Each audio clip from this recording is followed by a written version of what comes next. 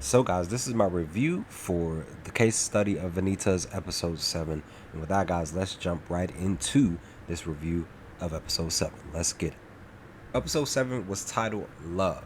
And walking into the episode, I wasn't specifically sure where it was going to go as far as like the story and things like that, and the plot and everything, but it pretty much veered off of the main focus of what the anime has been about, and it basically took a break, and it just focused on the core group here, more so specifically Vanitas, Noé, Dami, and Jane. And I indeed did enjoy episode 7 when it's pertaining to these four. But here at the dinner table, they pretty much were just having leisurely conversation, talking about, just being grateful and thankful for, you know, just getting through I want to say the last 48 hours, but eventually it did bring up some interesting points pertaining to Luca, Jane, and Vanitas, where Luca was looking for an apology from Vanitas when it's pertaining to Johnny and him, where I felt like too, and I believe many people probably more likely did. We felt like he kind of forced himself onto Johnny and forced her to kiss him, and he's even here at the dinner table still professing his, saying that they're in love, and Johnny's blushing. She's not, she doesn't agree to this, but with that, that's when Vanitas decides to show this off at the dinner table. This is what he shows off. He shows off where Jeanne had bit his neck and was sucking his blood back in episode 4, basically towards the end of the Night of Mocking Mass episode. And he actually got what I want to say this is an actual tattoo. He tatted like this rose on his neck, and he was basically claiming it to be their actual like statement of love, is the mark of where she basically sucked his blood. Of course, Luca was looking at her like, you really fell in love with him? You really bit his neck, sucked his blood. So, it was just one of those very embarrassing moments for Jeanne, everybody. But at the same time, funny moment, because Noe was sitting there. He was basically like, to me, it looked like a piece of apple pie. It was like a tarnic or something like that. I can't remember the name of it off the top of my head, but it was like I said, it looked like a piece of apple pie, and he was just sitting there just eating away, watching all this transpire, which is really, really funny. But again, this is what Vanita shows off at the table, saying that this is our undying love and expression of it per this mark here on his neck, which is really hilarious, guys. Eventually, they end up Johnny and Vanitas end up running out of. They literally jump out the window. Johnny pulls them out the window, saying they'll be back. But they basically were having a conversation. Noe was chasing after them too, but they were basically having a conversation because she basically was just saying to Vanitas, like, you embarrassed me. Why did you bring that up? Why did you lie? And he was just basically saying, like, I had to make it up. I was just playing around. But at the same time, he definitely wasn't playing around, because he really enjoyed that moment that they had on top of the roof in episode 4. And he was just saying, like, I will gladly not claim us to be in love and stuff like that, as long as you do two stipulations for me. The very first one is, of course, to, again, because of what happened in episode 4, because he enjoyed it so much, he basically was telling her, like, I want you to suck nobody else's blood but mine.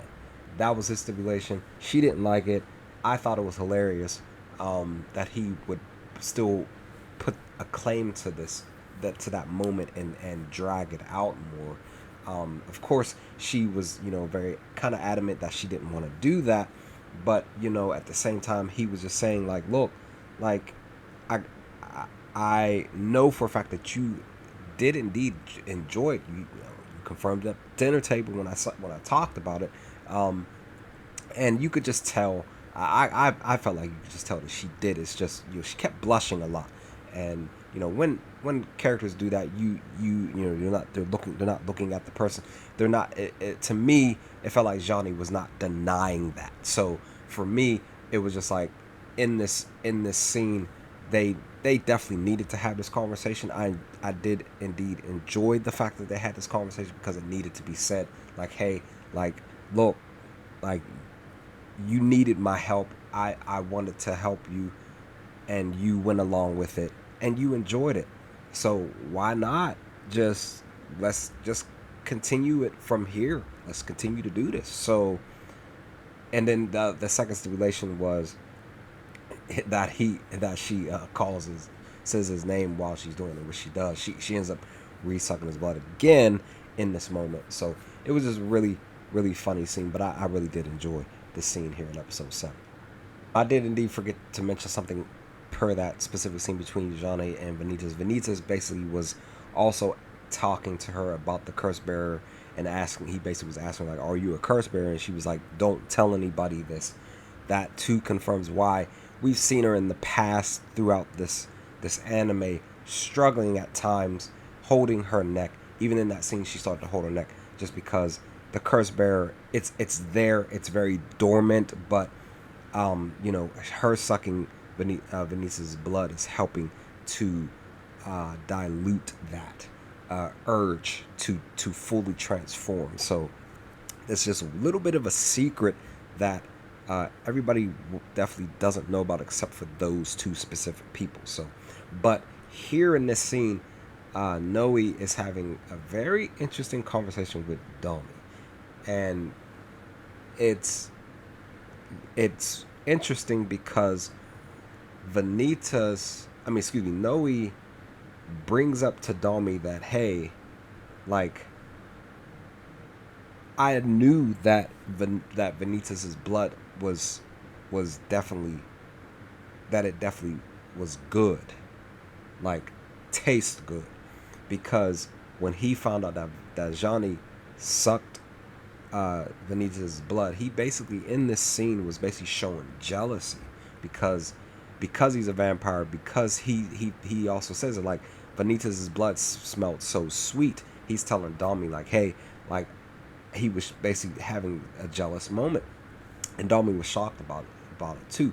But he was just saying, like, I really knew that Vanitas' blood smelled so sweet, and I wish I could have had a taste of it. Basically, that's what he was telling Domi.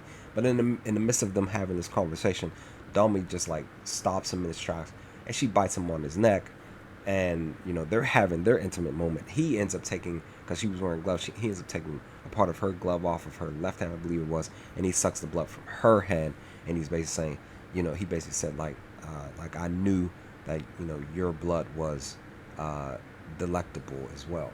And she calls him, I think she calls him an idiot or something like that. But this scene specifically was just really interesting, guys. But I did indeed enjoy this scene specifically between him and Domi. Another very interesting scene that happens is basically towards the end of the episode. It basically has a conversation between Vanitas and Noé here, and it's basically per the title of the episode, which is called Love. Noé basically is asking Vanitas, what is love? What does it feel like?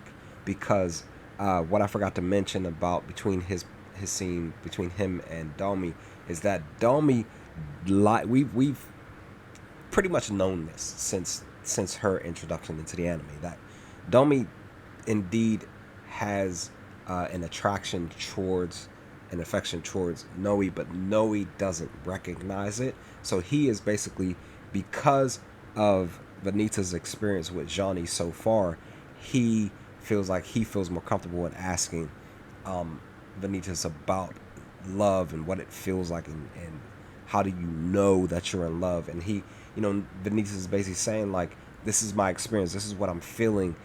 He can't really fully describe it, but he's like, anytime I look at Johnny, my heart beats faster, time stops basically. And this is him explaining from his own experience what it feels like being around Johnny and being in her presence. Of course, her sucking his blood and stuff like that. So during the scene, Noe ends up looking in the direction because Domi and Jeanne are across from them dancing as well together. I forgot to mention that too. That they end up locking eyes here and there, and Domi looks a little bit embarrassed. She looks away. She's blushing a little bit. So, Noe, he's just trying to understand, to be able to, basically realize that, hey, like, because this is what you're explaining to me how love is, I'm trying to understand where Domi's coming from, where we're interacting with each other, and it feels weird from my perspective in how she's approaching me and talking to me and stuff, and I'm not getting the cues that she's and the hints that she is pushing in my direction. So, him talking to Vanitas right here in this moment to get the explanation of that is definitely, I feel like it's going to be helpful when him and Domi have an actual conversation that they kind of do need to have, because it is out there. It's just that Noe just wasn't picking up those cues, those hints in that moment in time. So, in those moments in time. So, but ultimately, after all of this, they're pretty much getting ready to go talk to I forgot his name, but from a couple episodes ago when he stepped in and saved the day, and but they're getting ready to go talk to Ruthens coming up. They're getting ready to go on to have a specific conversation with him, basically in episode 8 to come, coming next week. So that's the plan. That's what they were talking about too, during these last couple of scenes here. So that's pretty much, we're getting ready to, I guess, continue the actual story moving forward. But we got a chance to see some interesting interactions between all these characters in this scene, and in this episode, I just really just enjoyed episode 7 when it's pertaining to this anime. But with that, guys, that's my review of episode 7 of Love. What did you all think of episode 7 when you sat down to watch it for the first time? Let's talk about some things in the comment section below. But other than that, I will talk to you on next time with more The Case Study of Vanitas. Peace, guys.